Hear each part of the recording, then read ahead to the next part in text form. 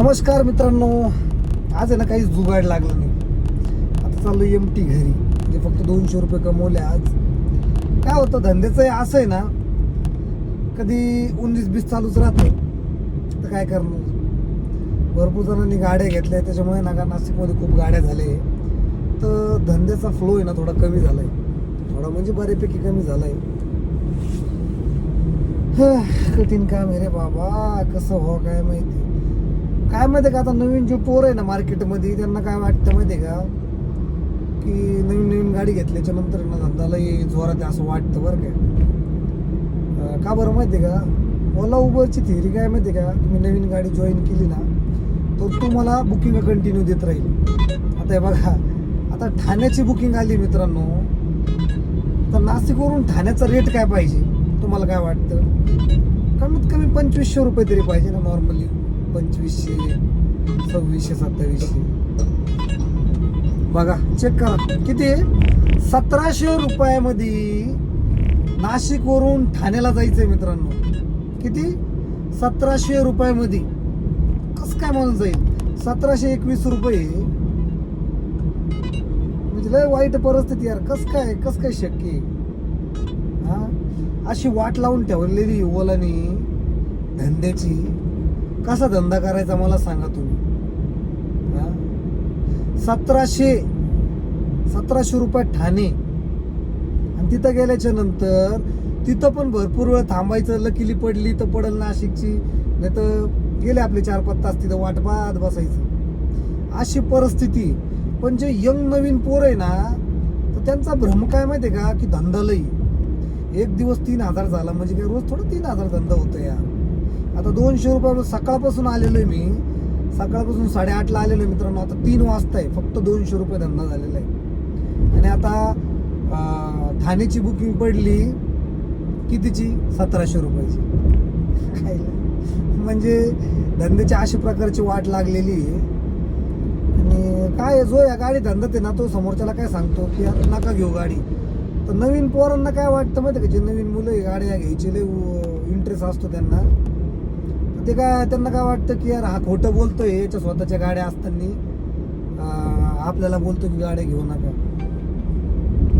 अशी परिस्थिती आहे. बोल ना भाऊ, बघ ना 700 रुपये सांगून दे सगळे.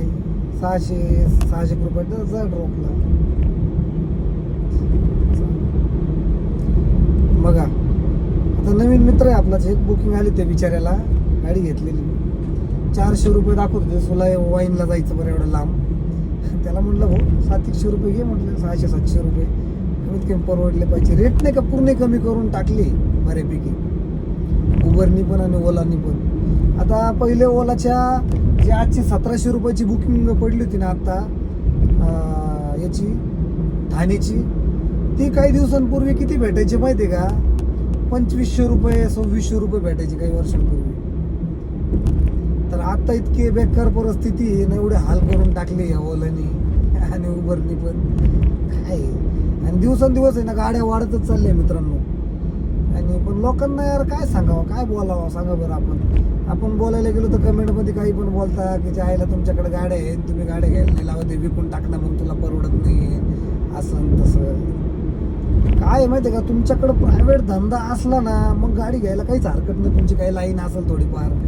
ओला आहे ना, ओला हे 40% ओला चालू आणि 60% तरी तुमचा वैयक्तिक धंदा पाहिजे, तर तुम्ही या मार्केटमध्ये टिकू शकता. स्पेशली ओला उबरच्या भरोश्यावर गाड्या घेतल्या तर 100% तुम्हाला विकावं लागणार आहे धंद्याच्या हिशोबाने. हा, फेस्टिवल असलं काही लगातार 3 सुट्ट्या असल्या तर फुल धंदा राहत होतो. पोरांना त्या धंद्यामध्ये असं वाटतं अरे बाप रे लय जोरात होत नाही. आणि नंतर काय होतं माहिती आहे का, नंतर मग माशा मारीत बसावं लागतं. अशी परिस्थिती आहे मित्रांनो. त्याच्यामुळं कुठल्याही क्षेत्रामध्ये जेव्हा तुम्हाला उतरायचं ना, तिथलं थोडंफार नॉलेज घ्या. डायरेक्ट तुम्ही उतरू नका. हप्ते सुद्धा कव्हर होत नाही, भरपूर जणांना सांगतोय, पण ऐकत नाही लोक. आता काय बोलणार. आता मी ना व्हिडिओ टाकणं बंद केलं की बघ गाड्या घेऊ नका वगैरे असं बंदच केलं. म्हटलं भाऊ ज्याला घ्यायचे त्याला घेऊ द्या, नंतर बरोबर विकायला काढतील, पस्तावतील. आता काय करणार, कारण काही जणांनी ऐकल्या बिचाऱ्यांनी गाड्या घेतल्या नाही. भरपूर जण वाचले काही काही जणांनी घेतल्या, काही जण फसले पण येऊन सांगता पण यार दादा यार फसून गेले, असं असं काम झालंय, आता काय करावा, असे पण आहेत. त्याच्यामुळे मित्रांनो गाडी घेताना थोडा विचार करा. आता हे बघा, तुम्ही गाडी घेतली म्हणजे माझ्या कॉम्पिटिशनमध्ये येत आहे असं काही नाही बरं, काय लक्षात ठेवा.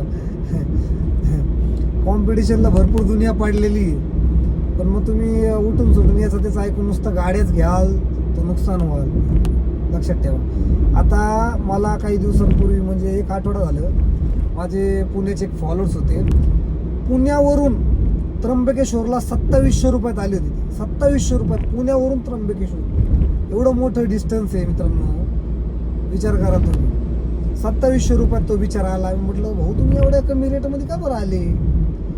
ते काय बोलले माहिती आहे का, भाऊ 2 दिवसापासून माझी गाडी उभी आहे, काय करू म्हणे, पुण्यामध्ये बी तेच मॅटर चालू आहे म्हणे, नुसतं धंद्याची वाट लागून गेली, लय जीव काढावा लागतो म्हणे बुकिंगांसाठी, धंद्यासाठी. बुकिंग असल्या तर मग गर्दी राहती, अशी परिस्थिती. आता गाड्या वगैरे घेतल्या म्हणे तर पोसावं लागणारच आहे म्हणे, अशी परिस्थिती आहे मित्रांनो. काय याचं त्याचं खरंच ऐकू नका, लक्षात ठेवा. आधी तिथली माहिती घ्या धंद्याची प्रॉपर, तर धंदा करा यार. डायरेक्ट रिक्स नका घेऊ. ओला उबरच्या भरोश्यावर तुमचं वैयक्तिक असेल घ्या. मी याच्या आधी व्हिडिओ बनवले, भरपूर वेळा सांगितले. काय वाटतं मित्रांनो तुम्हाला, धंदा खरंच आहे का? कमेंटमध्ये नक्की सांगा ज्यांनी गाड्या घेतलेल्या पहिले. आणि माझे ब्लॉग जर आवडले, माझे व्हिडिओ आवडले तर माझ्या चॅनलला सबस्क्राईब नक्की करा मित्रांनो. धन्यवाद.